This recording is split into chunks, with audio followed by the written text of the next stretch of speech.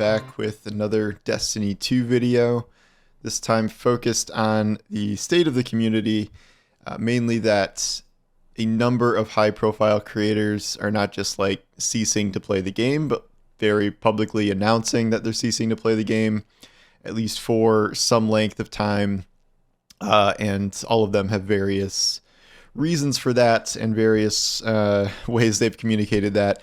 The main three this came up with, I think Glad started this, where he wrote a really long post on Twitter about this, and I'll read part of that because it's interesting and kind of sums up a lot of people's issues. Then Grenadier Jake posted a video about how he's moving away from Trials content largely and doing other stuff. Part of that is like about his own channel, but everyone, he's the Destiny PvP guy, which you may imagine Destiny PvP is not in the greatest of states. And then there's Dado, where his thing is just like, yeah, I'm done until Renegades. And that wasn't necessarily a reflection on the game. He said earlier that it was more the community being very toxic, pushing him out. He said, like, the community will push me out before the game ever does. And I guess they've temporarily pushed him out. In terms of the cross-the-board rationale for this, I really think something hit home during the release of Ash and Iron where, we've seen the portal, we've seen this, but it's just like, this is what this is now. Like, they added a portal activity that is not especially good, and it's just, we move the goalposts up, here's some new loot to try and get tier 5s on.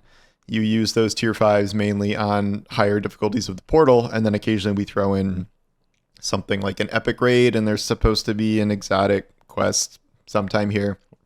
And I think this just sparked a number of people walking away. I've talked about how peak player count is under 20,000 now. It's heading toward 15,000 on Steam, and these are numbers that are we've never seen, even in like the Curse of Osiris era.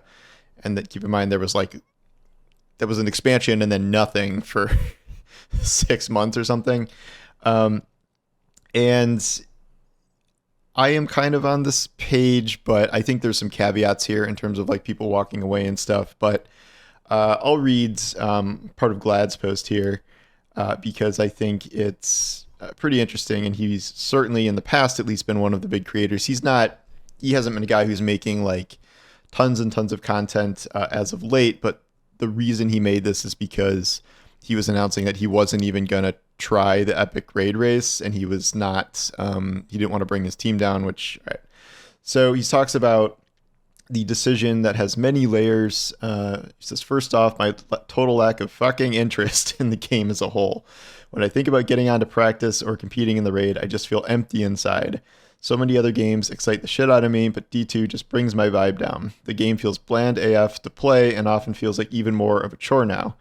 And then he says he didn't want to bring the energy to his team. The normal raid, he was there. He threw in his all. They did well, but now he doesn't want to do the epic raid. He says the power grind is boring. The activities and portal system need mad work still, and the loot system isn't interesting enough to engage someone like me who wants an interesting grind and chase. I cannot sit there and chase T5 loot with the current system or increase my level above 500, especially after playing something like Borderlands, where the most interesting loot is thrown at you regularly. Much of the interesting loot is now handed via some quest or bounty. The certainty factor is a turnoff. It's very long. I'm not going through the whole thing, but it's very accurate. I mean, some of this is personalized to him, but I think it's very accurate in terms of the problems a lot of people have with the game right now. What it means to walk away from the game kind of depends on what you're saying and how long of a break you're taking. I have said before, like, I dropped the game 24 hours after Ash and Iron, like, just done. I logged in, I played the very weird first mission in the tower. I played Reclaim in each zone. I hated it. I got actually like at least 2 good rolls of the new weapons right off the bat, but the idea now of, doing the whole grind again, increasing your power, even with portal buffs. I'll do a whole separate video on the portal and the state of that at some point.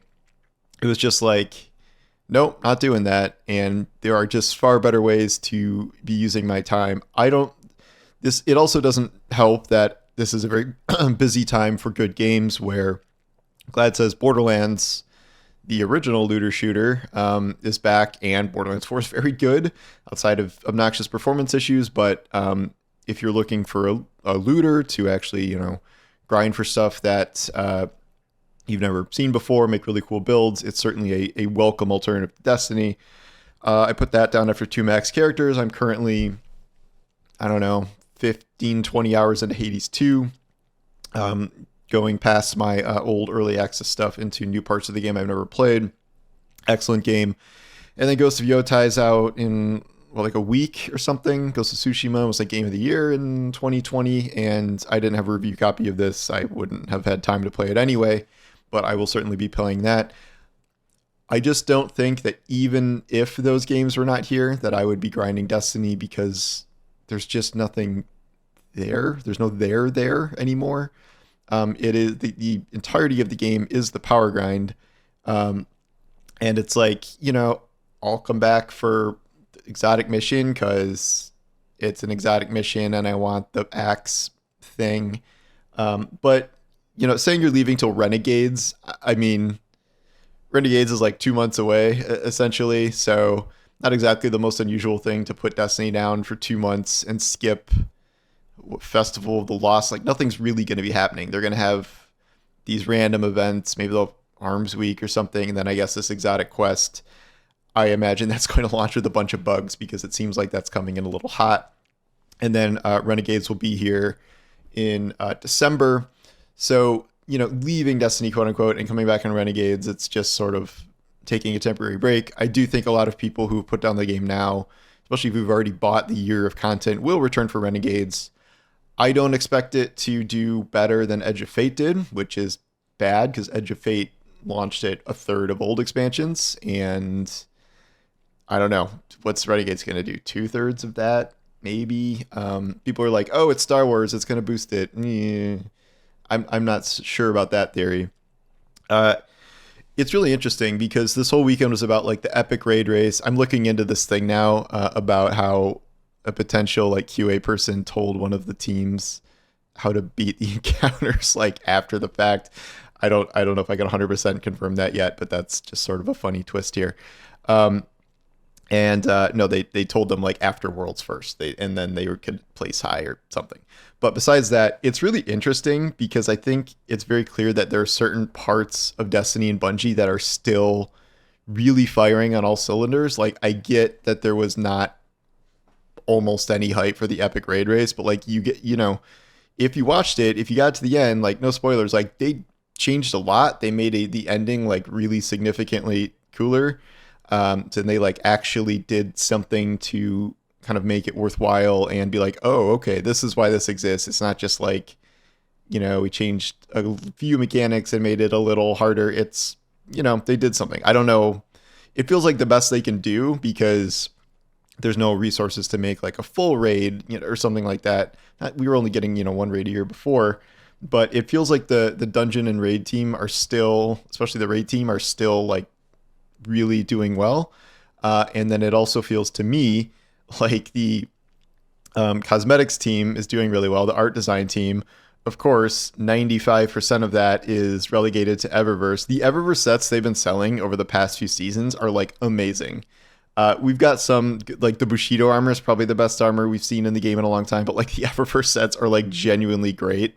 And so are the ornaments they're making. It's just, they've, had these people just doing the microtransactions as opposed to making the cool sets for the most part in any part of the earnable game. And maybe some holiday events where you can scrape together bright dust and stuff. But so I think that team is doing really well. The activities squad, whoever that is not doing well. I mean, Ash and Iron is that is the worst activity I can remember in a very long time. Like, I don't think that should even have been released, honestly. It's such a poor activity. I think the story people are doing it as best they can. I think they're really limited in terms of storytelling because there's no more resources to do like week-to-week storytelling. I did think the Edge of Fate storyline was more interesting than I thought it was going to be, and they did write a new character really, really well. I just think the narrative team is being a lot more limited than they were before. I know a big chunk of the narrative team got laid off. And QA, clearly not going great. I don't know if I can blame QA because they got hit with huge layoffs, like very, very big layoffs. Some of that's being outsourced now, but like even if the game has been reduced in scale, there's like too much stuff going on where they're not going to catch anything. Like Bungie probably needs a QA team that's 4 times as big as what they have, and so this is why we're getting an increasing amount of bugs, every single season. The rewards team, like I don't know what to call them, but like whoever's making the portal and like that power grind, that the weapon tier system it's like kind of interesting, but it's like you just made like a few trash tiers and then tier 5 is like the most power crept thing in the existence of the game. Like just look at a tier 5 weapon with with 6 perks and everything upgraded and in super mods and like all this stuff, and like it's like power creep to like the ridiculous nth degree. I think we can all agree that like the portal system is not set up in terms of feeling like a good rewarding grind, I would say most of the time. And then PvP team, is there a PvP team? I can't imagine that's like more than like a half dozen people. Balance and buffs and stuff is like whatever. It feels like every time they balance something, it's breaks in some way, and then a lot of the buffs they've been doing are wasting time buffing like really random exotics that very much are not making an impact most of the time. Some of those just seem like a waste of time. So it feels like there is a couple sections of the game that are still doing really well, but since the core of the game is not, that is the main issue with it. And this new structure, now that we know what this kind of mid-season update is, originally they're like, oh, this is going to be something like Into the Light. Does this feel like Into the Light to you? Because it doesn't feel like that to me. And it's just the core of the game now. If they're going to keep revolving things around the portal with an expansion that launches and then it's just done after a week or 2 days or however long it takes you to beat the expansion with no more week-to-week stuff, and then they have a good raid or a good dungeon once, every 6 months, that's something. But I mean, I think you can see what I mean here in terms of why it's no longer, attracting a lot of creators. The creator thing is tough because it's not easy for creators to walk away from a game that they built their reputation on mainly. It is difficult to be the type of person who is big enough to go variety and be a huge success. Even those that can do it are probably have probably been reduced since their top glory days of Destiny 2. I may say all these negative things about Destiny 2 all the time, but same is true for me. And Destiny dying is really bad for me since that is the game I cover the most often. And even if I'm, posts that are negative about Destiny 2, or at least videos, no one reads articles about Destiny 2 anymore. I'll tell you that right now. But videos, people love hearing people complain about Destiny 2. And I'm not doing that just to give views. I think there's endless things to complain about in the current state of the game. And I don't think I'm being hyperbolic when I say this is one of the worst states we've ever seen the game in, if not the worst, But if that's all there is, if there's not really even content to comment on for months on end, then, what are you doing? And like, I'm moving on to Borderlands and stuff. And thankfully, people are showing up for that. People, like this week at Tassie, apparently, which I really enjoy that people have connected with that. But it's tough. And I don't know how many like super public announcements we're going to see from more creators, but like I don't know, there are not that many like enormous creators left. And the ones that are here are definitely seeing reductions from the glory days. So I think you will see more people branching out into variety. And I don't know if they're going to do a big public announcement or whatever, but it is difficult to sustain yourself entirely on Destiny in the current state of Destiny when we have 18,000 peak players when we used to have 80,000 even like in and off part of the season, or even not that long ago, like 350,000 concurrents on the final shape. It's just the drop off has been severe. We knew it was coming, but it's here, and it's difficult to know how this will be turned around. And obviously that's bad from a Bungie side, but from the creator side, and like kind of as someone, as a creator, you don't want to feel like you're forced to play the game to make content. And as soon as it feels like that, I sort of just do something else. Like if I have been playing Destiny, people are like, you're still doing this, you're still grinding this.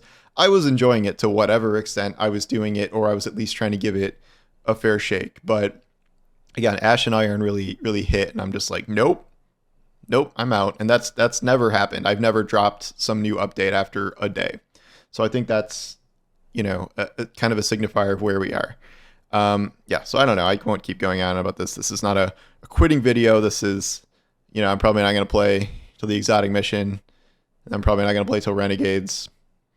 I don't think that's that's crazy. And I've always said I'll play till the lights go off, which I will. My entire existence is not based around Destiny, even though I got that, that's my start. But it is what it is. And I don't know if there's going to be a turnaround. I don't imagine there is. And, as Glad says later in his post, the only thing that should have happened here is they should have made Destiny 3. And they're like, oh, these people who wanted to play Destiny 2 forever, like, ruined it. Do people want to play Destiny 2 forever? I don't remember anyone saying that. I don't know anyone who wanted to play Destiny 2 forever over getting in Destiny 3. But, I'm going to tell you right now, that's not happening anytime in at least the next 5 years here. So anyway, thanks for watching, and I'll talk to you soon. Take care.